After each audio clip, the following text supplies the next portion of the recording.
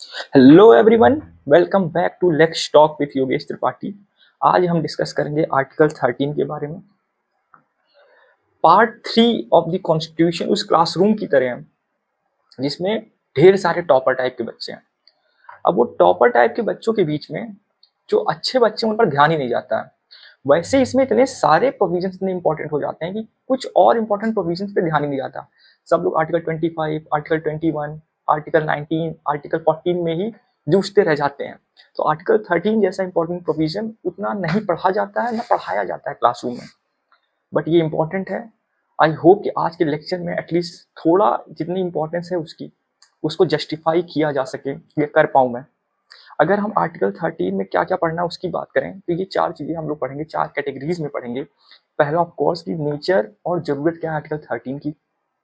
Generally हमको बोला जाता है कि कॉन्स्टिट्यूशन है, कोई भी एक्ट कॉन्स्टिट्यूशन को अगर कॉन्ट्रावीन करेगा तो अपने आप में ही वॉइड है, उसके लिए आर्टिकल 13 की जरूरत नहीं है। रिटन कॉन्स्टिट्यूशन है तो रिटन कॉन्स्टिट्यूशन के किसी प्रोविजन को आप वैसे भी जो है कॉन्ट्रवीन नहीं कर सकते थे, इवन आर्टिकल 13 नहीं होता।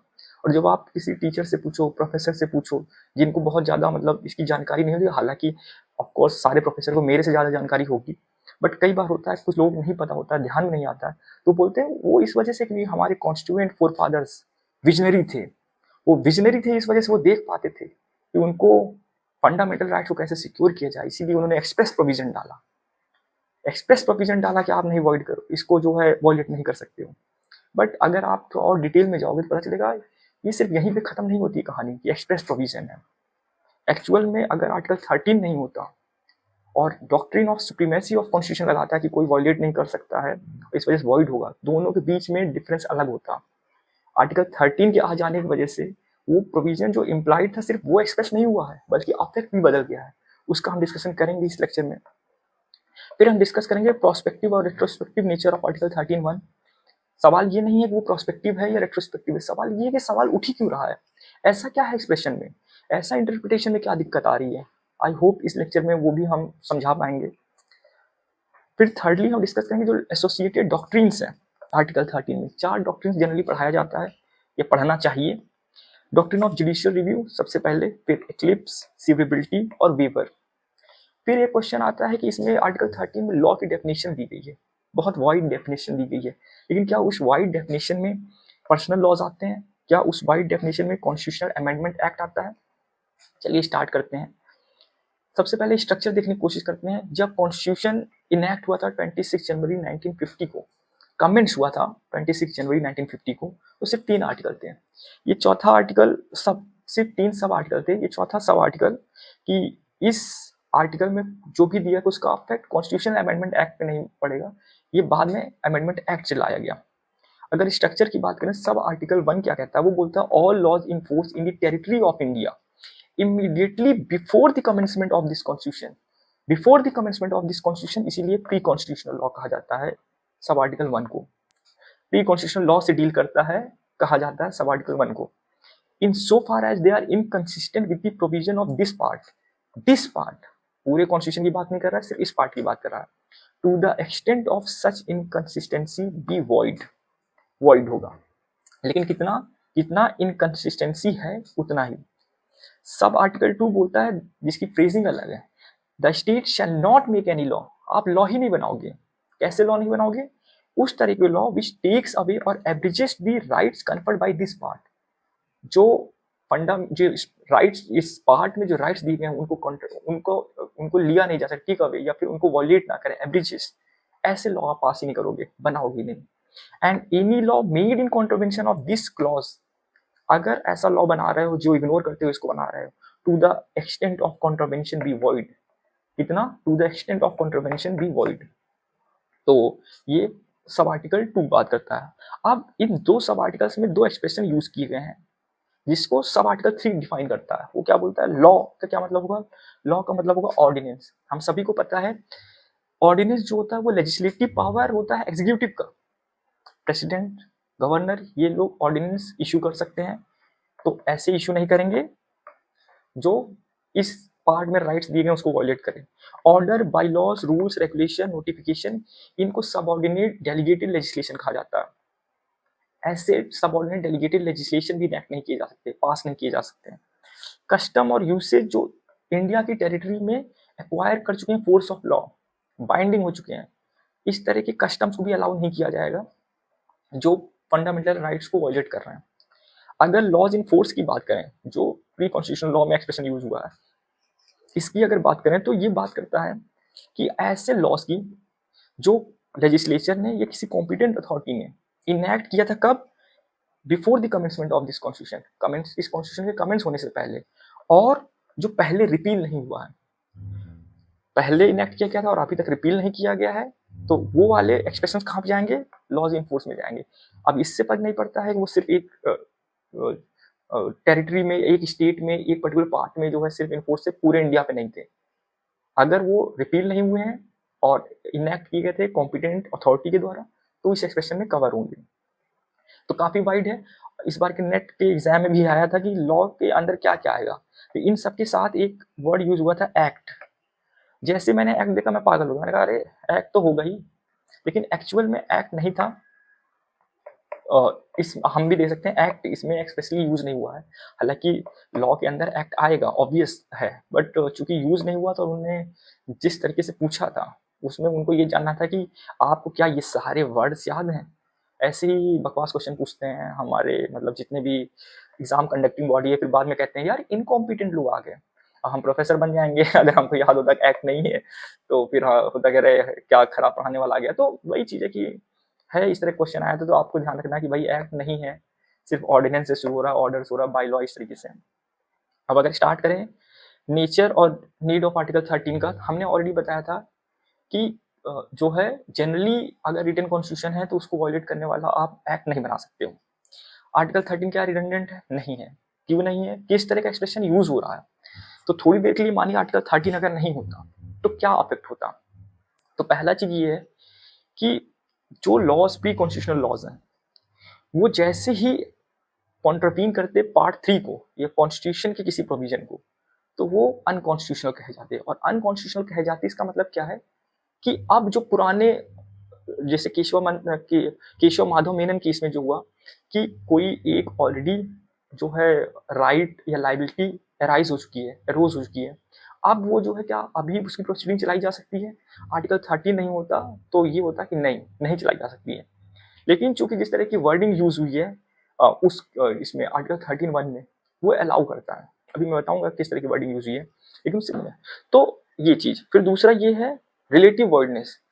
अगर आर्टिकल 13 नहीं होता और पार्लियामेंट कोई लॉ पास कर देता, 20 प्रोविजन थे उसमें 2 प्रोविजन जो है वॉयलेट कर रहे हैं आर्टिकल 14 को, पूरा लॉ ही जो है वॉइड डिक्लेयर होता, क्योंकि पूरा लॉ ही अनकॉन्स्टिट्यूशनल है।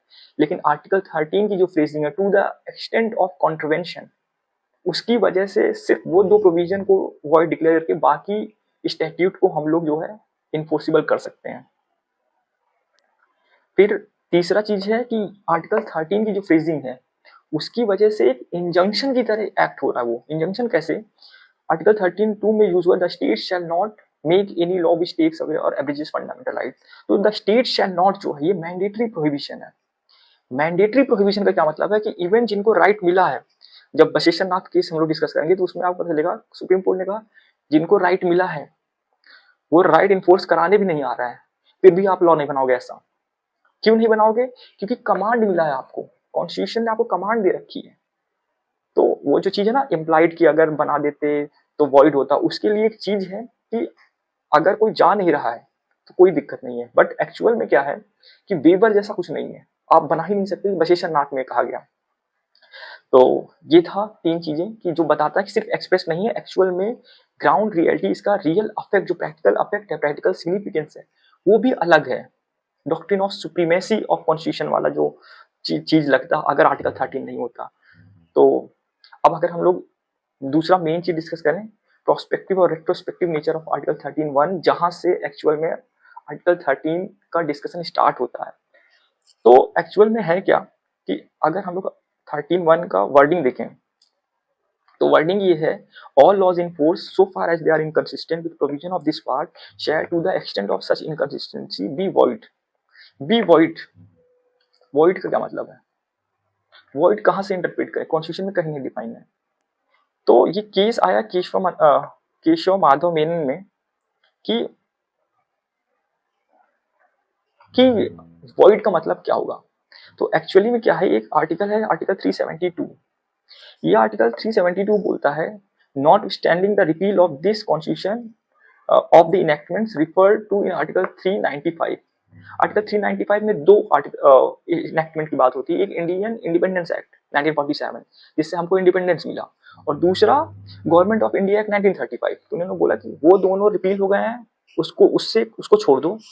अगर कोई और बाकी जो provision subject to other provision of this constitution, मतलब 372 आर्टिकल 13 के अंदर आता है, सबऑर्डिनेट है। All laws in force in the territory of India immediately before the commencement of this constitution shall continue in force therein। continue in force तो basically ये क्या provide कर रहा है, ये वैलिडिटी दे रहा है प्री कॉन्स्टिट्यूशनल लॉ को। therein until altered, repealed or amended by a competent legislature or other competent authority। तो बेसिकली जो अंग्रेजों ने लॉ बनाया था, अगर वो सारे लॉज अच्छे बनाए होते तो उनको भगाने की क्या जरूरत पड़ती। तो अंग्रेजों ने जो लॉ बनाया था, अगर उसमें कोई चीज ऐसी है जो हमें ना पसंद थी, हमारे अगेंस्ट थी, हमारे इंटरेस्ट के अगेंस्ट थी, इंडियंस के अगेंस्ट थी, तो उसको दूर करने के दो तरीके थे। पहला क्या था कि कोई कॉम्पिटेंट लेजिस्लेचर या अथॉरिटी ही क्या कर दे, ऑल्टर, रिपील या अमेंड कर दे उसको। लेकिन अगर ऐसी अथॉरिटी इस चीज को नहीं कर रही है, तो भी जो पार्ट 3 में राइट्स हैं वो अपने आप में इतने सफिशियंट है कि वो लोग एक्ट नहीं कर रहे हैं, फर्क नहीं पड़ता। अगर वो लॉज जो है कॉन्ट्रवीन कर रहे हैं फंडामेंटल राइट्स को, तो वो वॉइड होंगे। तो अब असली चीज थी वॉइड का मतलब क्या होगा, यहाँ से क्वेश्चन शुरू हुआ।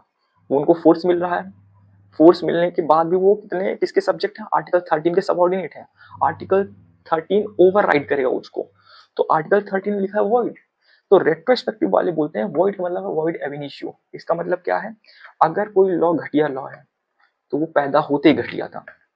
मतलब अगर किसी को जेल हुई 1948 में उस लॉ के अंडर में, तो भाई लाइबिलिटी नहीं अरोज होती, निकाल लो। अगर कोई फाइन पे किया है तो पे करने की जरूरत नहीं है, छोड़ो। हालांकि ये वीक आर्गुमेंट था इसका। एक्चुअल में रेट्रोस्पेक्टिव का जो एक बीच का, इन दोनों के बीच का है, मैं डिस्कस करूंगा, वो भी एक ऑप्शन था। लेकिन फिलहाल के लिए मानिए जो रेट्रोस्पेक्टिव वाले हैं वो ये बोल रहे हैं वॉइड एब इनिशियो। प्रोस्पेक्टिव वाले क्या बोल रहे हैं, बोल रहे हैं कि 1948 में वो वैलिड था, 1949 में वो वैलिड था, लेकिन जैसे फोर्स में आया कॉन्स्टिट्यूशन वैसे ही वॉइड हो गया। इसका मतलब ये कि ये दोनों अगर हम लोग देखें तो पता चलेगा कि ये सिर्फ उन लोगों से डील कर रहे हैं 26 जनवरी 1950 के बाद से। तो दोनों आर्गुमेंट्स कॉमन है, उससे पहले जो चीजें हुई उस पर क्या इफेक्ट होगा। तो ऑफकोर्स ये जो पहला था, जो लोग रेट्रोस्पेक्टिव बोल रहे थे, वो ये बोल रहे थे कि कॉन्स्टिट्यूशन सुप्रीम लॉ है, अगर वो सुप्रीम है तो कोई लॉ इनकंसिस्टेंट है। और अभी नया नया हम लोग रिपब्लिक बने हैं, आजादी मिली है, एक आजाद रिपब्लिक क्लीन स्लेट की तरह है। कोई भी अंग्रेजों का लॉ हम इन्फोर्स नहीं करेंगे। इस वजह से जो स्पिरिट है फंडामेंटल राइट्स की, कि अंग्रेजों की गुलामी छोड़ के हम निकले हैं, तो हमारा अगर कोई फंडामेंटल राइट पहले वॉयलेट हुआ तो आज हम उसको इन्फोर्स कैसे करा सकते हैं। ये तो स्पिरिट के, कॉन्स्टिट्यूशन की जो स्पिरिट है उसके ही अगेंस्ट में है। जो टाइम लाइन वाले हैं वो बोलते हैं कि इसमें लिखा हुआ है कि फंडामेंटल राइट वॉयलेट नहीं होना चाहिए। 26 जनवरी 1950 से पहले लोगों के पास फंडामेंटल राइट था ही नहीं, और अगर उनके पास फंडामेंटल राइट नहीं था तो वो वॉयलेट भी नहीं हो रहा था, और अगर वॉयलेट नहीं हो रहा था तो वो उस टाइम पे वॉइड भी नहीं था, और अगर वो वॉइड नहीं था तो वहां से जो लाइबिलिटी निकली है उससे रिलेटेड प्रोसीडिंग्स चलाई जा सकती हैं। यही केशव माधव मेनन केस में हुआ कि जो केशव माधव मेनन में कहा गया ये, तो इसमें क्या था, इसमें जो पिटिशनर था वो बेसिकली पब्लिशर था जिसने एक पैम्पलेट जो है पब्लिश किया। उस पैम्पलेट में उसने लिखा रेलवे कर्मचारियों के खिलाफ साजिश, कुछ ऐसा टाइटल था। जो उस टाइम की गवर्नमेंट थी, कॉलोनियल गवर्नमेंट, उसने एक लॉ पास किया था इंडियन प्रेस एक्ट जो है 1931। उसमें ये था अगर आपको कोई न्यूज पेपर या न्यूज पब्लिश करनी है तो उसके लिए आपको परमिशन लेनी थी सेक्शन 15 में। अगर आप नहीं ले रहे हो तो सेक्शन 18 में वो ऑफेंस होगा। उन्होंने पैम्पलेट को माना न्यूज आर्टिकल, और उस न्यूज आर्टिकल के लिए उसने परमिशन नहीं ली थी, इस वजह से उसको सेक्शन 18 में ऑफेंस माना। अब ऑफेंस माना, प्रोसीडिंग चली रही थी, प्रोसीडिंग खत्म नहीं हुई थी, कन्विक्शन कुछ नहीं हुआ था। तभी 26 जनवरी 1950 को कॉन्स्टिट्यूशन फोर्स में आ गया। जैसे फोर्स में आया उन्होंने अपील कर दी। उन्होंने बोला कि चूंकि अब मेरे फंडामेंटल राइट को freedom of speech and expression का पार्ट है ये फ्रीडम ऑफ प्रेस, तो चूंकि वो मेरे फ्रीडम ऑफ एक्सप्रेशन को वॉयलेट कर रहा था, इस वजह से वॉइड होगा, प्रोसीडिंग नहीं कर सकती है। तो वही आर्गुमेंट जो मैंने आपको बताया कि जो पहले तो बॉम्बे हाई कोर्ट में गया, बॉम्बे हाई कोर्ट का अप्रोच अलग था। बॉम्बे हाई कोर्ट में, क्योंकि पहले हाई कोर्ट फिर सुप्रीम कोर्ट में अपील आया था केशव माधव मेनन में, बॉम्बे हाई कोर्ट में 3 जजेस की बेंच थी। जो चीफ जस्टिस आपके एमसी चावला जो है वो लीड कर रहे थे। एमसी चावला जी उस टाइम के काफी बड़े ज्यूरिस्ट माने जाते थे और जिंदगी हो तो उन्हीं की तरह हो भाई। वो वहां पे चीफ जस्टिस थे, सुप्रीम कोर्ट में सीनियर एडवोकेट बने, इंडिया के अम्बेसडर बने बाहर के लिए, एजुकेशन मिनिस्टर बने। एक भी कोई ऑप्शन हमको मिल जाए तो हमारा तो जीवन सफल हो जाए, बट वो काफी डाइवर्स उनकी जीवन रही। उन्होंने अलग तरीके से इंटरप्रेट किया। उन्होंने बोला ये जो वॉइड था, वॉइड का मतलब है रिपील, और रिपील को कैसे इंटरप्रेट करेंगे, तो हमने आर्टिकल 12 जो डिस्कस कर रहे थे तो उसमें मैंने बोला था एक इंटरप्रिटेशन प्रोविजन है कॉन्स्टिट्यूशन में, आर्टिकल 367। वो ये बोलता है, उसमें सारे इंटरप्रिटेशन जो वर्ड्स यूज हुए उनका इंटरप्रिटेशन दिया गया है। तो उसमें पहला ही क्लॉज ये बोलता है कि अगर आर्टिकल 367 में कोई वर्ड नहीं दिया गया इंटरप्रिटेशन के लिए, उसकी मीनिंग कहाँ जाके देखेंगे, उसकी मीनिंग हम जनरल क्लॉसेस एक्ट में देखेंगे। तो जो एमसी चावला जी थे उन्होंने बोला वॉइड का मतलब क्या, वॉइड का मतलब रिपील। रिपील का मतलब कहाँ देखेंगे, जनरल क्लॉसेस एक्ट में। जनरल क्लॉसेस एक्ट में सेक्शन 6 क्या बोलता है, सेक्शन 6 बोलता है जनरल क्लॉसेस एक्ट में कि आप जो है अगर कोई एक्ट रिपील हुआ है तो उससे पहले जो राइट्स और लाइबिलिटीज एरोज हुई थी उस पर कोई असर नहीं पड़ेगा, जब तक कि एक एक्सप्रेस प्रोविजन नहीं डाला जा रहा है। तो चूंकि आर्टिकल 13(1) में कोई ऐसा एक्सप्रेस प्रोविजन नहीं है कि वो वाले राइट्स और लाइबिलिटीज जो हैं वो जो है अब जो है सीज हो जाएंगी, या जब कॉन्स्टिट्यूशन पास होगा तब सीज हो जाएंगी, क्योंकि उनको ऐसा इस तरह का प्रोविजन नहीं डाला गया है तो उन पे कोई असर नहीं पड़ेगा। तो इस वजह से अगर हम सेक्शन 6 का यूज करें तो मान भी लें कि 26 जनवरी 1950 को रिपील हो गया था वो पुराना वाला स्टैट्यूट जो फंडामेंटल राइट को वायलेट कर रहा है, फिर भी इससे पहले जो राइट्स और लाइबिलिटीज एरोज हो गई थी उन पे कोई असर नहीं पड़ेगा, उनकी प्रोसीडिंग चलाई जा सकती है। हालांकि जो केशव माधव मेनन है, सुप्रीम कोर्ट ने भी सेम कंक्लूजन पे पहुंचे कि प्रोसीडिंग चलाई जा सकती है, लेकिन उन्होंने वो लॉजिक यूज नहीं किया। लॉजिक समझिए, जो ये इंटरप्रिटेशन वाला था उन्होंने वो यूज नहीं किया। उन्होंने बोला वॉइड है, जो सुप्रीम कोर्ट का मेजॉरिटी व्यू था। हालांकि उसमें एक डिसेंट भी था जस्टिस फजल अली का, बट उसको छोड़ते हैं। जो मेजॉरिटी डिसीजन था, मेजॉरिटी डिसीजन ये था कि कंक्लूजन पे उसी पहुंचे, लेकिन उनका लॉजिक अलग था। उनका लॉजिक ये था, इसमें बोला गया है वॉइड होगा, कितना वॉइड होगा, to the extent of contravention of fundamental rights, to the extent of inconsistency. अब अगर 26 जनवरी 1950 से पहले आपका फंडामेंटल राइट ही नहीं था तो वो वॉयलेट कैसे हो सकता है, इनकंसिस्टेंट कैसे हो सकता है, क्योंकि आपको फंडामेंटल राइट तो मिला ही 26 जनवरी 1950 के बाद से है। हालांकि मैं इस चीज को मानता हूँ और कई ज्यूरिस्ट भी इस चीज को मानते हैं, फंडामेंटल राइट्स इन्होंने दिया नहीं है कॉन्स्टिट्यूशन में, सिर्फ रिकॉग्नाइज किया है, एक्नॉलेज किया है। बट चूंकि एक्सप्रेस प्रोविजन है उस जजमेंट में कि उन्होंने यही लॉजिक बोला कि फंडामेंटल राइट एग्जिस्ट ही नहीं कर रहा था पहले, और चूंकि पहले एग्जिस्ट नहीं कर रहा था तो पहले वाले टाइम पे एक्ट वॉयलेट भी उसको नहीं करता है, और वॉयलेट नहीं कर रहा है तो उसको इन्फोर्स कराया जा सकता है। ये लाइन थी, लाइन ऑफ आर्ग्यूमेंट था उस केस में। तो इस वजह से बोला गया कि इसका इफेक्ट क्या होगा, प्रोस्पेक्टिव होगा। अब अगर आगे कोई लॉ वॉयलेट हो रहा है तो उसको इन्फोर्स नहीं होने देंगे। मतलब अगर कोई प्री कॉन्स्टिट्यूशनल लॉ है, अब आगे अगर आपने कुछ बोला है और वो उस एक्ट के कॉन्ट्रवेंशन में है तो उसको इन्फोर्स कराने की जरूरत नहीं है, उसकी प्रोसीडिंग नहीं चलेगी, लेकिन पुराने वाले के चलाएंगे। तो ये था आपका प्रोस्पेक्टिव जो है एप्लीकेशन ऑफ आर्टिकल 13(1). अब अगर हम लोग बात करें वो डॉक्ट्रिन्स की, जो 4 डॉक्ट्रिन्स है, पहला doctrine of judicial review. Doctrine of judicial review का क्या बेसिकली मतलब है, कोई रिटन कॉन्स्टिट्यूशन है और उसमें से पावर डिराइव हो रही है ऑर्गन्स को, तो जो लेजिस्लेचर है, एग्जीक्यूटिव है, वो इसको फुलफिल कर रहे हैं, उसी के अकॉर्डिंगली अपना पावर यूज कर रहे हैं कि नहीं कर रहे हैं, ये चेक करने का काम जुडिशरी का है। ऐसा जो है जनरली एक डॉक्ट्रिन निकला जिसको डॉक्ट्रिन ऑफ जुडिशियल रिव्यू है। वो कहते हैं कि जो हायर कॉन्स्टिट्यूशनल कोर्ट्स हैं वो जो लेजिस्लेशंस हैं उसको जो है रिव्यू करेंगे और देखेंगे ये कॉन्स्टिट्यूशनल वैलिडिटी को सेटिस्फाई कर रहा है कि नहीं कर रहा है। यूएस सुप्रीम कोर्ट में 1803 का केस था मरबरी वर्सेस मेडिसन, जिसमें इसको इवॉल्व किया गया। हालांकि हमारे कॉन्स्टिट्यूएंट मेकर्स ने एक्सप्लिसिटली आर्टिकल 13 में जो बोल रखा है कि अगर कोई प्रोविजन इसको जो है कोई एक्ट पार्ट 3 के प्रोविजन को वॉयलेट कर रहा है वो वॉइड होगा। तो वॉइड होगा कैसे चेक, कौन चेक करेगा? सुप्रीम कोर्ट चेक करेगा। सुप्रीम कोर्ट चेक कर रहा है किसी लेजिस्लेशन को कि वॉइड है कि नहीं है, इस वजह से क्या कह सकते हैं, यहाँ से डॉक्ट्रिन ऑफ जुडिशियल रिव्यू भी निकल रहा है। हालांकि ये जो एक्सप्रेस ड्यूटी जो यूएस में इम्प्लाइड पावर थी, यहाँ पे एक्सप्रेस ड्यूटी है, ये ड्यूटी है, सिर्फ पावर नहीं है। सुप्रीम कोर्ट ने ऐसे इंटरप्रेट किया इसको कि यहाँ से हमको पावर ही नहीं मिल रही है, हमारे ऊपर ड्यूटी भी लगाई गई, चेक करो कहीं वॉयलेट तो नहीं कर रहा है ये लेजिस्लेचर। दूसरा चीज ये सिर्फ नहीं बोल रहा है कि आप चेक करो कि वॉयलेट कर रहा है कि नहीं कर रहा है, इन्होंने एक यार्डस्टिक भी दिया है। यार्डस्टिक क्या दिया है कि देखो कि वो वॉइड है, जो कॉन्ट्रवेंशन है वो किस एक्सटेंट तक कॉन्ट्रवेंशन है, कॉन्ट्रवीन कर रहा है, और जिस एक्सटेंट तक कॉन्ट्रवीन कर रहा है सिर्फ उतना ही वॉइड होगा। तो इन्होंने एक यार्डस्टिक भी प्रोवाइड कर रखी है आपको रिव्यू की, कि सिर्फ ये नहीं पूछो कि लॉ जो है खराब है कि नहीं, ये भी देखो कितना खराब है, जितना खराब उतना ही हटा दो। तो ये सुप्रीमेसी क्लॉज है फंडामेंटल राइट के लिए, ऑलरेडी डिस्कस्ड। अब डॉक्ट्रिन ऑफ इक्लिप्स। तो डॉक्ट्रिन ऑफ इक्लिप्स क्या बोलता है? डॉक्ट्रिन ऑफ इक्लिप्स बोलता है कि अगर कोई लॉ है वो फंडामेंटल राइट्स को वायलेट कर रहा है तो पूरी तरीके से स्टैट्यूट बुक से वाइप्ड आउट नहीं है, मतलब वॉइड एब इनिशियो नहीं है, अब वो हटा लिया गया ऐसा नहीं मानिए, वो सिर्फ क्या किया गया है, वो डोरमेंट स्टेज में है या over schedule by the fundamental right. तो बेसिकली क्या है, ये तीन उंगलियां हैं, ये आपको दिखाई दे रही हैं। अब इसके आगे ये मैं अगर बुक लगा दूं तो आपको सिर्फ दो दिख रही हैं, तो क्या इसका मतलब ये है कि मेरी तीसरी उंगली नहीं है?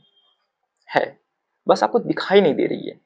अब अगर इसी हिसाब से देखें तो ये स्टैट्यूट है, ये तीन प्रोविजंस हैं, और ये 26 जनवरी 1950 को हमारा कॉन्स्टिट्यूशन आ गया।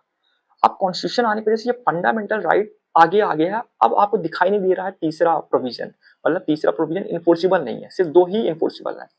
लेकिन अगर कॉन्स्टिट्यूशनल अमेंडमेंट से इस तरह का चेंज कर दिया जाए कि ये जो है जो कॉन्ट्रवेंशन था ये हट जाए, तो वापस तीसरा प्रोविजन भी इन्फोर्सिबल हो जाएगा।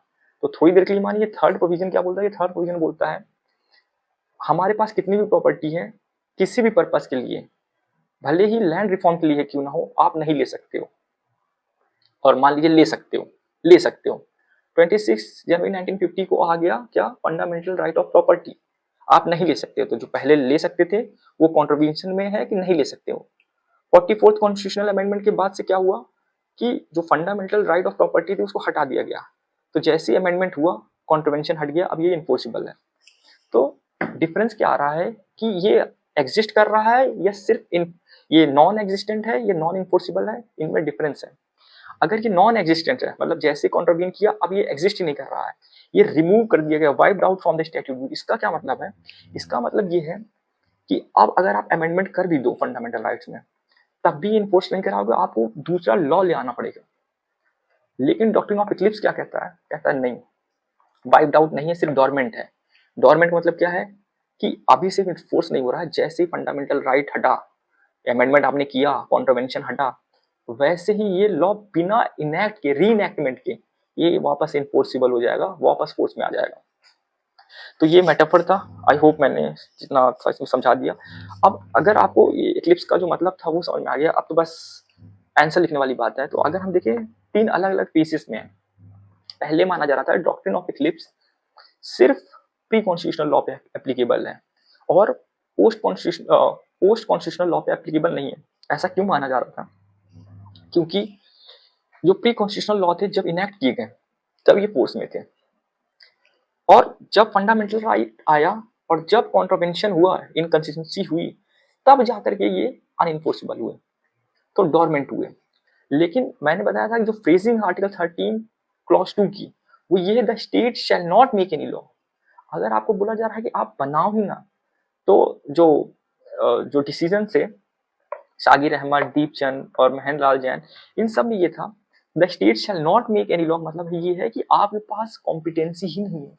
अगर आपके पास कॉम्पिटेंसी ही नहीं है तो आप लॉ बना ही नहीं सकते। अगर आप लॉ बना ही नहीं सकते हो तो सवाल ही नहीं आता है कि ये इन्फोर्सिबल होंगे कि नहीं होंगे, हटाएंगे कि नहीं हटाएंगे, आप बना ही नहीं सकते हो।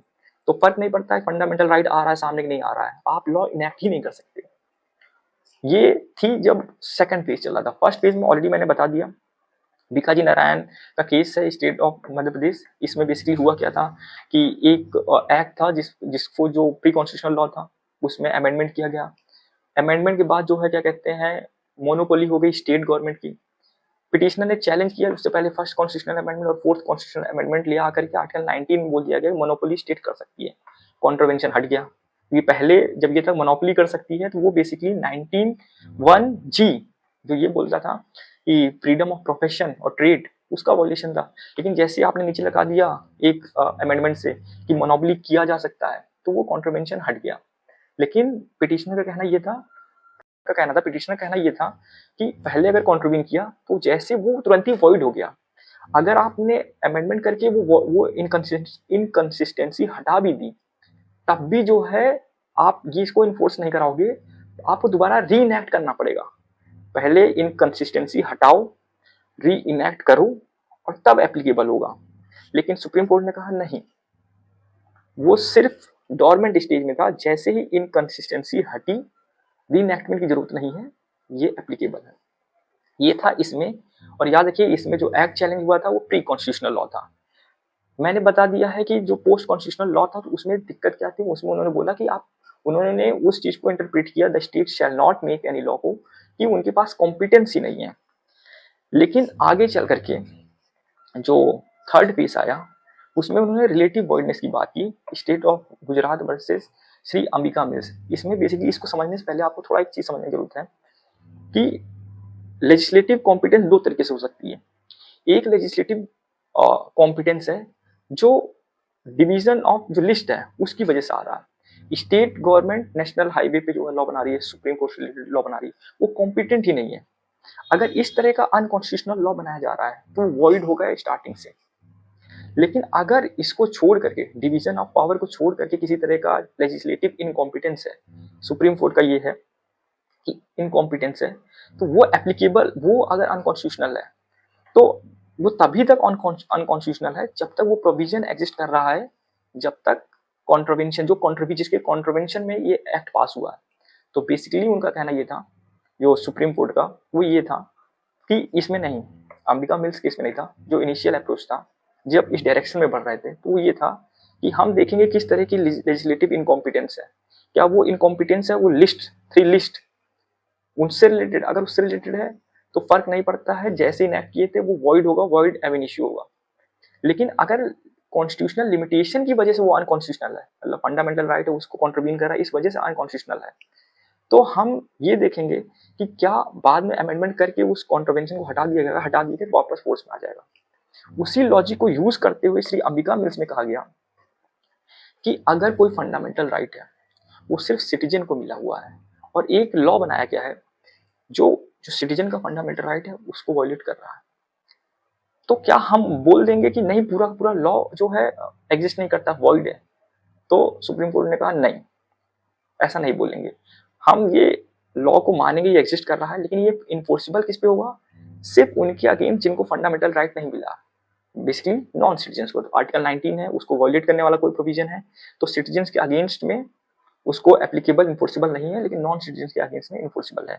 यही हुआ था अंबिका मिल्स केस में। अंबिका मिल्स सिटीजन नहीं है, इसने बोला था कि भाई हमारा आर्टिकल 19 जो है वो वॉयलेट हो रहा है, और मतलब आर्टिकल 19 वॉयलेट हो रहा है सिटीजन्स का, इस वजह से उसको वॉइड कर दो। और चूंकि मैं सिटीजन नहीं हूँ उससे फर्क नहीं पड़ता, वॉइड तो स्टार्टिंग से होगा, लेकिन डॉक्ट्रिन ऑफ इक्लिप्स इसमें लगाया गया।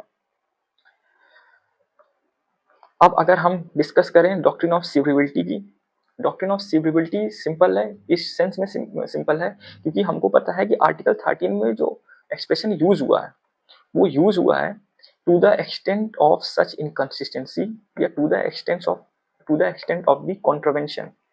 चूंकि ये एक्सप्रेशन अपने आप में बता रहे हैं कि पूरा स्टैट्यूट वॉइड नहीं है, सिर्फ उतना ही पार्ट जितना इनकंसिस्टेंट है उतना ही वॉइड होगा।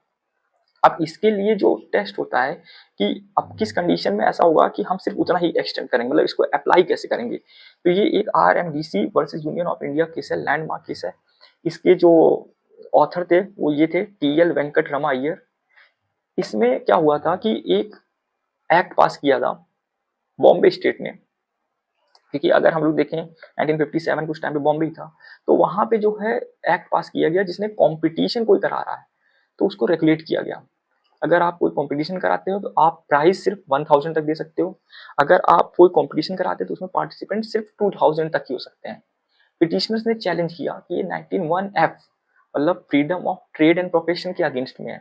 हम अगर एक ऐसा ट्रेड, एक ऐसा बिजनेस करना चाहते हैं जो कंपटीशन कराता है, तो आप इसमें रिस्ट्रिक्शन कैसे लगा सकते हो? ये अनरीजनेबल है।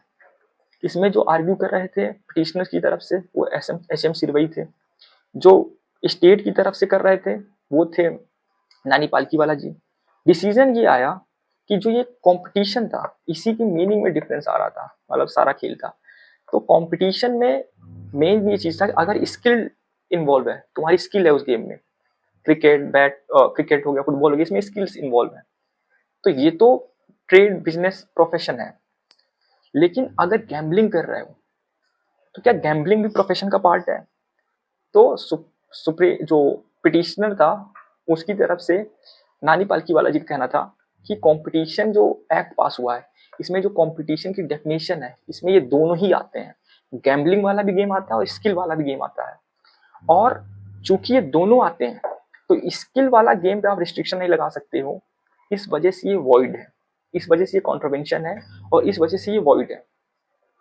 जो एच एम सिरवई थी, जो स्टेट ऑफ बॉम्बे की तरफ से थे, क्योंकि वो एडवोकेट जनरल थे वहां के, उन्होंने कहा चलो मान लीजिए कि कंपटीशन की डेफिनेशन में दोनों आते हैं। पहले तो उनका आर्गुमेंट था दोनों नहीं आते, गैम्बलिंग और स्किल बेस्ड स्पोर्ट्स, लेकिन उन्होंने कहा चलो मान लेते हैं दोनों हैं, तब भी ये सीवरेबल है। आप इस तरीके से करिए कि प्रोविजन जो है, जो गैम्बलिंग को छोड़ के बाकी स्पोर्ट्स लगता है उस पर नहीं लगाया जाएगा। तो फर्क नहीं पड़ता है कि एक्चुअल में क्या फैक्ट था, क्या आर्ग्यूमेंट था, क्या डिसीजन था। जो हमारे काम की चीज़ है, इस डॉक्ट्रिन के रिलेटेड काम की चीज़ है, वो ये है कि हम ये जो 7 चीज़ें हैं, जो 7 कंसिडरेशन इस जजमेंट में आए थे, उस पर ध्यान दें। लेकिन ये कंसिडरेशन कब हम देखेंगे? हम ये कंसिडरेशन तभी देखेंगे जब एक चीज़ प्रूव हो चुकी हो, एक स्टैट्यूट है, उस स्टैट्यूट का एक प्रोविजन जो है वो वॉयलेटिव है फंडामेंटल राइट्स का, वो वॉइड है। एक प्रोविजन वॉइड है, बाकी प्रोविजन वॉइड नहीं है, तब ये कंसिडरेशन देखेंगे। अगर कोई प्रोविजन वॉइड नहीं है तो इसको देखने की जरूरत ही नहीं है। तो पहला चीज क्या देखेंगे? पहला ये देखेंगे कि क्या ऐसा लेजिस्लेटिव इंटेंट देखेंगे, क्या ऐसा पॉसिबल है कि जो लेजिस्लेचर है उसने ये लॉ इनेक्ट किया होता, अगर उसको पता होता कि जो वॉइड है, जिसको हम अनकॉन्स्टिट्यूशनल करने वाले हैं, वो हटा लिया जाएगा, तो जो रिमेनिंग पार्ट है उसी के साथ इसको जो है वो इनेक्ट करता। अगर हाँ है, तब हम आगे की चीज देखेंगे कि जो रिमेनिंग पार्ट है, अगर उसको भी इनेक्ट कर देता, जो वॉयलेट हुआ है, जो वॉइड है, उसको हटाने के बाद, तो हम कहेंगे ठीक है, इसको सस्टेन करते हैं। दूसरा चीज है कि हम देखेंगे कि जो पोर्शन वैलिड है और जो इनवैलिड है, वो क्या इस तरीके से मिक्स्ड है कि उनको सेपरेट ही नहीं किया जा। अगर सेपरेट नहीं किया जा सकता है तो फिर भाई पूरे का पूरा एक्ट ही हम जो है वॉइड डिक्लेयर करेंगे। अगर सेपरेट किया जा सकता है और जो वैलिड पार्ट है, वैलिड और इनवैलिड को सेपरेट किया जा सकता है, और वैलिड पार्ट अपने आप में कंप्लीट और इंडिपेंडेंट कोड है, मतलब अब वो इंडिपेंडेंटली भी फंक्शन किया जा सकता है बिना दूसरे, जिसको हटा लिया गया, इनवैलिड पार्ट कर दिया गया है, उसके बिना मदद के भी। अब ये कहो कि आपने जो इनवैलिड किया है, वो इनवैलिड बेसिकली आपने कर दिया है डेफिनेशन क्लॉज को ही, प्रोसीजर को किसी को, जिस पे डिपेंडेंट थे बाकी प्रोविजंस, तो फिर पूरे के पूरे एक्ट को वो करना पड़ेगा, क्योंकि वो इंडिपेंडेंट नहीं है। वो जो बाकी प्रोविजन है वो उसी से पावर ले रहे थे, या उसी से रेफरेंस ले रहे थे, या उसी को रेफरेंस दे रहे थे, तो वो इंडिपेंडेंट कोड नहीं माने जाएंगे। तो भले ही सेपरेट कर दिए हो, फिर भी पूरे के पूरे स्टैट्यूट को वॉइड डिक्लेयर किया जाएगा। सिंगल स्कीम ये बेसिकली वही चीज है कि अगर हर even if provisions are distinct, if they form part of a single indivisible scheme where the valid part cannot operate without the invalid part, the whole scheme fails। Basically third और fourth similar चीज की बात करते हैं हम। पहले में ये था क्या ये इंडिपेंडेंट कोड है, दूसरे में ऑफकोर्स इसी का एक्सटेंशन है कि क्या इंटरडिपेंडेंट क्लॉज है, तो वो पांचवा है थिन और ट्रंकेटेड। बेसिकली ये क्या कह रहा है कि अगर हम इनवैलिड पार्ट को ही निकाल देना तो वैलिड पार्ट जो है क्या वो इतना छोटा बन जा रहा है कि यार कि उसके रहने एग्जिस्ट होने का कोई मतलब नहीं बन रहा। 50 सेक्शन का प्रोविजन था, आपने 40 सेक्शन को जो है अनकॉन्स्टिट्यूशनल कर दिया। अब 10 प्रोविजन को लेकर के आप कह रहे हो ये ठीक है, ये रहे चले, तो उस पर पूरा जो स्टैट्यूट है उसको हम लोग वॉइड डिक्लेयर करेंगे। दूसरा चीज ये है सब्सटेंस ओवर फॉर्म, कि हम ये नहीं देखेंगे कि जो सिवरेबिलिटी है वो इस पे है कि भाई सेम सेक्शन में एक वर्ड है, जिस वर्ड को हम कह रहे हैं कि ये वर्ड नहीं होना चाहिए था, यही सिर्फ वर्ड जो है वॉइड है। तो आप इस वर्ड को अगर वॉइड डिक्लेयर करने के बाद, इनवैलिड डिक्लेयर करने के बाद, पूरा सेक्शन अगर अपना सेंस बना रहा है तो चलेगा। हम ये नहीं कहेंगे नहीं नहीं सेक्शन में एक वर्ड को इनवैलिड नहीं करेंगे, पूरा पूरा सेक्शन इनवैलिड करना पड़ेगा। बेसिकली इसेंस देखेंगे कि इनवैलिड पार्ट हटाने के बाद इसेंस क्या बन रहा है। सेंस वो बना रहा है कि नहीं बना रहा है, वो चीज। सातवां चीज की एक कॉमन आर्गुमेंट उसमें चल रहा था कि पूरा आप हटा रहे हैं, बस इनवैलिड पार्ट हटाने के बाद थोड़ा सा अगर जुडिशरी डायरेक्शन पास कर दे कि इस तरह का इसको जो है इम्प्लीमेंट करना है। फॉर एग्जाम्पल कि उसमें अगर मान लीजिए कोई लेजिस्लेशन जिसमें 90 डेज बोला गया और 90 डेज को हम इनवैलिड डिक्लेयर कर रहे हैं, उसकी जगह वहां पे हमको ये रखना था कि एज सून एज पॉसिबल। तो आप जुडिशरी से ये नहीं कह सकते हो कि आप जो है डायरेक्शन दे दो कि 90 डेज इनवैलिड है, एज सून एज पॉसिबल उसकी जगह रीड किया जाए। रीड डाउन नहीं करोगे क्योंकि वो जुडिशियल लेजिस्लेशन हुआ, फिर हमको पूरा का पूरा स्टैट्यूट ही जो है उसको वॉइड डिक्लेयर करना होगा। तो आई होप ये 7 चीजें जो हैं ये आपको समझ में आई होंगी कि पहला लेजिस्लेटिव इंटेंट देखेंगे, फिर देखेंगे कि क्या इस तरीके से मिक्स्ड है कि उनको सेपरेट नहीं किया जा सकता, फिर ये देखेंगे इवन अगर सेपरेट किया भी जा सकता है तो क्या वो इंडिपेंडेंट कोर्ट की तरह एक्ट कर सकता है, नहीं कर सकता। और आप जुडिशरी से हेल्प नहीं मांगोगे, कुछ ऐसा डायरेक्शन पास कर दो जिससे वो इंडिपेंडेंटली वर्क कर सके। अगर डॉक्ट्रिन ऑफ वेबर की बात करें तो डॉक्ट्रिन ऑफ वेबर क्या कहता है, वो ये कहता है कि जिनको राइट मिला है अगर वो मैच्योर है, अगर वो रीजनेबल है, अगर उनको पूरी इंफॉर्मेशन है, तो वो अपने बारे में बेस्ट इंटरेस्ट जानते हैं और वो डिसाइड कर सकते हैं कि उनके बेस्ट इंटरेस्ट में क्या है। और अगर वो उस रीजन को यूज करते हुए ये डिसाइड कर रहे हैं कि ये राइट मैं जो है वेव कर रहा हूँ, मेरे ऊपर एप्लीकेबल ना करो, तो बाकी ऑर्गेन्स उनको फोर्स नहीं कर सकते, नहीं तुझे तो राइट्स मानने ही पड़ेंगे, एप्लीकेबल करवाना ही पड़ेगा, इन्फोर्सेबल करवाना ही पड़ेगा। ये यूएस का सुप्रीम कोर्ट का जजमेंट था जिसमें ये था कि लोग वहां पे वेव ऑफ कर सकते हैं अपने फंडामेंटल राइट्स को। लेकिन बशेश्वर नाथ वर्सेस सीआईटी 1959 में सुप्रीम कोर्ट ने कहा इंडिया में ये डॉक्ट्रिन एप्लीकेबल नहीं है। इस बशेश्वर नाथ के केस में क्या हुआ था कि एक taxation on income investigation commission act 1947 था जिसका सेक्शन 5(1) था। इस सेक्शन 5(1) का यूज करते हुए एक सेक्शन 8 था जिसमें सेटलमेंट किया जाता था राइट्स और लाइबिलिटीज का। बशेश्वर नाथ ने टैक्स इवेजन के उसमें जो है उनके ऊपर एलिगेशन था और उन्होंने उसमें सेटलमेंट कर दिया था। उन्होंने कुछ अमाउंट जो है पे भी कर दिया था और बाकी अमाउंट पे करना था, लेकिन बाकी अमाउंट पे करने से पहले ये मुथैया वर्सेस सीआईटी 1955 का केस था जिसमें सेक्शन 5(1) को अनकॉन्स्टिट्यूशनल कर दिया गया, वॉलिटिव आर्टिकल 14 कर दिया गया। जैसे उसको वॉइड किया गया, ये बाकी के पैसा पेमेंट करना बंद कर दिए। उन्होंने कहा वो वॉइड है, सेटलमेंट भी वॉइड हो गया। अब चूंकि जो स्टेट का डिफेंस था, स्टेट ने डिफेंस ये लिया कि ठीक है अगर मान लो वो अनकॉन्स्टिट्यूशनल हो भी गया तो भी बशेश्वर नाथ ने सेटलमेंट जब किया तो बेसिकली उन्होंने अपने उस फंडामेंटल राइट को जो आर्टिकल 14 का था उसको वेव कर दिया। इस जजमेंट में तो बहुत सारी जो है टेक्निकलिटीज हैं। पहला तो यही था कि जो जज थे उन्होंने एक ये कोशिश की हम इसको 2 पार्ट में बांटे फंडामेंटल राइट को। कुछ फंडामेंटल राइट जो इंडिविजुअल के लिए हैं जैसे आर्टिकल 19 वो इंडिविजुअल के लिए है, आर्टिकल 25 इंडिविजुअल के लिए, और कुछ जो स्टेट के लिए है आर्टिकल 14। तो इस तरह के जो सेकंड कैटेगरी में है उसमें आप वेव ऑफ नहीं कर सकते हो क्योंकि वो लार्जर पब्लिक पॉलिसी है। Article 14 state shall not deny equality before law and equal protection of law with in the territory of India. लेकिन अगर आप 19 को करो और सामने वाला कह रहा है ठीक है मेरे अगेंस्ट का फंडामेंटल राइट आप वॉलेट कर सकते हो, तो वहां पे अलाउड है। ये जो पूरा जजेस का जितने जजेस थे उनमें से एसके दास जी का और जेएल कपूर जी का ये व्यू था, लेकिन बाकी के मेजोरिटी का था कि नहीं ऐसा कोई वो नहीं, हम कोई डिस्टिंक्शन नहीं कर रहे हैं। हमारा मेन है कि आप जो है ये जो जो फंडामेंटल राइट्स हैं वो पब्लिक पॉलिसी हैं, इसको इंडिविजुअल चाहे भी तो भी जो है वॉलेट नहीं कर सकता है। वॉलेट क्यों नहीं कर सकता है? क्योंकि उन्होंने बोला कोई डिस्टिंक्शन नहीं है कि फंडामेंटल राइट इंडिविजुअल बेनिफिट के लिए या पब्लिक बेनिफिट के लिए, कोई डिस्टिंक्शन नहीं है।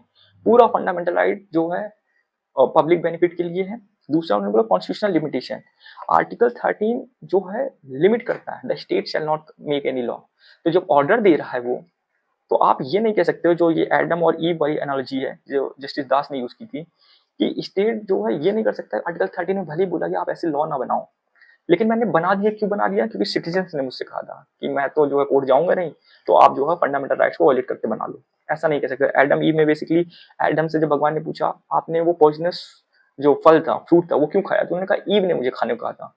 तो वो वाला आर्गुमेंट आप यहाँ पे नहीं कर सकते हो। कॉन्स्टिट्यूशनल लिमिटेशन है कि आप नहीं बना सकते हो, तो आप ये नहीं कहोगे कि वो लोग ने कहा था भाई इन्फोर्सिबल नहीं करेंगे तो आप लॉ बना दो। सोशियो इकोनॉमिक रियलिटी पे भी था, जैसे सुब्बा राव जी कहना था कि इंडियंस जो हैं वो अभी जिस स्टेज पे हैं वो पुअर हैं, अनएजुकेटेड हैं और अनअवेयर ऑफ देयर राइट्स हैं। स्टेट बहुत आसानी से उनको मैनिपुलेट कर सकता है और जो है ऐसे लॉस पास करा सकता है।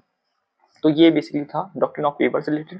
डिटेल्स और हैं, बट जो है चूंकि वीडियो का लेंथ भी इतना नहीं बढ़ा देनी है कि आप देखो ही ना। फिर अब हमारे उस लास्ट कैटेगरी में आता है क्या पर्सनल लॉज या कॉन्स्टिट्यूशनल अमेंडमेंट एक्ट जो है पार्ट है लॉ की डेफिनेशन में। तो इसमें थोड़ा कॉम्प्लेक्स और स्प्लिट जो है डिसीजन है। अगर हम लोग देखें तो दो अप्रोचेस जो है यूज किए गए हैं।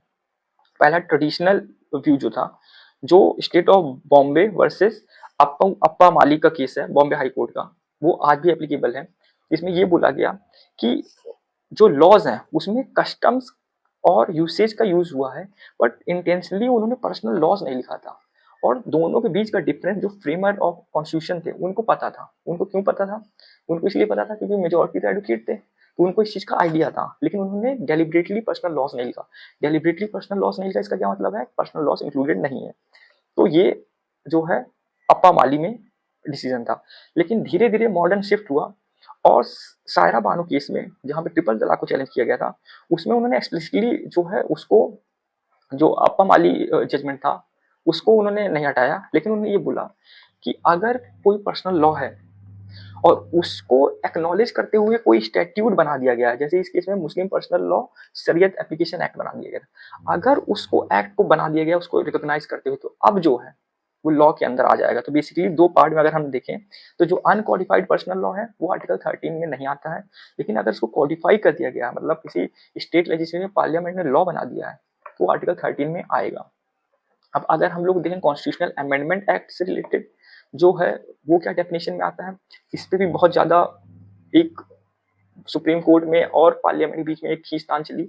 स्टार्टिंग में अगर पेज 1 की बात करें, जब ये बोला गया कि अमेंडमेंट जो है वो लॉ का पार्ट नहीं है, तो ये 1951 से 67 का है, शंकरी प्रसाद और सज्जन सिंह केस। बोला गया जो लॉ की बात की गई है ये ऑर्डिनरी लेजिस्लेटिव पावर का यूज करते हुए बनाए जाने वाले लॉ की बात की गई है। कॉन्स्टिट्यूशनल अमेंडमेंट एक्ट जब पार्लियामेंट पास करता है तो वो कॉन्स्टिट्यूएंट पावर की यूज करता है, और चूंकि कॉन्स्टिट्यूएंट पावर की यूज कर रहा है तो इसमें नहीं आएगा, इस वजह से लॉ में इंक्लूड नहीं है। इस वजह से ऐसे अमेंडमेंट एक्ट पास किए जा सकते हैं जो फंडामेंटल राइट को वायलेट करते हो। फिर आया गोलकनाथ केस 1967 से 73 तक जो चला। 11 जज बेंच ने कहा नहीं, कॉन्स्टिट्यूशनल अमेंडमेंट एक्ट है पार्ट, और इस वजह से वो भी फंडामेंटल राइट्स को वायलेट नहीं कर सकता है। फिर फाइनली आया केशवानंदा भारती केस। केशवानंदा भारती केस ने कहा ठीक है भैया, लॉ नहीं है, लॉ नहीं है आर्टिकल 13 में, फंडामेंटल राइट आप वायलेट कर सकते हो, लेकिन उन्होंने कहा बेसिक स्ट्रक्चर वायलेट नहीं कर सकते हो। अब मेन चीज ये था कि अब बेसिक स्ट्रक्चर क्या है, कौन सा फंडामेंटल राइट आएगा कि नहीं आएगा, तो केस टू केस बताएंगे। तो अभी की पोजीशन क्या है, कॉन्स्टिट्यूशनल अमेंडमेंट एक्ट जो है वो लॉ का पार्ट नहीं है आर्टिकल 13 में, लेकिन इसका मतलब ये नहीं है कि फंडामेंटल राइट वायलेट कर सकते हैं, क्योंकि कई फंडामेंटल राइट्स अब बेसिक स्ट्रक्चर के पार्ट हो गए हैं। अब बेसिक स्ट्रक्चर क्या है उस पर एक सेपरेट वीडियो बन सकता है। तो अभी अगर हम लोग देखें हमने डिस्कशन क्या क्या किया है, तो हमने अभी कॉन्स्टिट्यूशनल, हमने स्टार्टिंग में जब हुआ था हमने एक स्ट्रक्चर देखा, उसके स्ट्रक्चर क्या है, हमने फिर ये देखा कि नेचर और नीड क्या है, सिर्फ ये नहीं एक्सप्रेस प्रोविजन है, बल्कि ये भी कि उसके अलग अलग डिफरेंट असर पड़े हैं। वो इंजंक्शन तरह यूज हुआ है आर्टिकल 13 का एक्सप्रेशन, उसी की वजह से रिलेटिव वॉइडनेस क्रिएट करने का पावर मिली है, उसी की वजह से जो प्री कॉन्स्टिट्यूशनल लॉ है वो जो है प्रोस्पेक्टिव एप्लीकेशन के बाद भी कुछ चीजें जो है एप्लीकेबल है, तो जो उसका नेचर है, जो उसका एक्सप्रेशन है। फिर हम लोग ने बात की प्रोस्पेक्टिव और रेट्रोस्पेक्टिव नेचर ऑफ आर्टिकल 13(1) का, जिसमें हमने आर्टिकल 372 की बात की, जो ये देता है पावर, जो मतलब लेजिटिमेसी देता है प्री कॉन्स्टिट्यूशनल लॉ को आज भी एप्लीकेबल होने के लिए।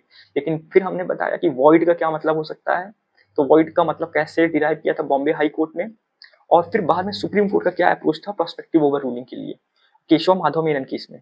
फिर हम लोग ने डॉक्ट्रिन्स की बात की, डॉक्ट्रिन में डॉक्ट्रिन ऑफ जुडिशियल रिव्यू हमने बात की, उसमें हमने मरबरी वर्सेस मेडिसन का देखा, जो इम्प्लाइड वहां पे था आर्टिकल 13 में अब एक्सप्रेस दे दिया गया। हम लोग ने ये देखा कि जो डॉक्ट्रिन ऑफ एक्लिप्स था वो प्री कॉन्स्टिट्यूशनल लॉ के लिए कैसे यूज हुआ, फिर बीकाजी केस में, और फिर किस तरीके से एक ट्रांजिशन फेज चला, और फिर अल्टीमेटली जो है अंबिका मिल्स में बोला गया पोस्ट कॉन्स्टिट्यूशनल लॉ पे भी एप्लीकेबल है डॉक्ट्रिन ऑफ एक्लिप्स। हमने डॉक्ट्रिन ऑफ सीवरेबिलिटी देखी, और डॉक्ट्रिन ऑफ सीवरेबिलिटी में हमने वो 7 कंसिडरेशन देखे जो आरएमडीसी केस में दिया गया था। फिर हमने डॉक्ट्रिन ऑफ वेवर देखा, हमने देखा वेवर क्या है, और वेवर फिर वशेषण नाथ केस को डिस्कस किया, और फिर फाइनली हमने पर्सनल लॉ पार्ट है कि नहीं है, तो उसमें हमने देखा दो तरह से डिवाइड है। अगर अनकोडिफाइड है तो 13 का पार्ट नहीं है, अगर कोडिफाइड है तो 13 का पार्ट है। फिर हमने कॉन्स्टिट्यूशनल लॉ अमेंडमेंट का देखा कि वो भी लॉ का पार्ट नहीं है, बट इसका मतलब ये नहीं है कि सारे फंडामेंटल राइट वायलेट कर दोगे, कैविएट को आपको फॉलो करना पड़ेगा। आई होप, मुझे पता बहुत लंबा वीडियो हो गया, बट आपने इतना लंबा देखा हो तो आपको समझ में आया हो। अगर हल्की भी या ये वीडियो आपको हेल्पफुल लगा हो तो लाइक करें, सब्सक्राइब करें, और अगर इसमें कोई दिक्कत लगी है, कुछ कमी रही है, ऑफ कोर्स आप जो है कमेंट में सजेस्ट करें कि क्या और इम्प्रूव किया जा सकता है। Thank you.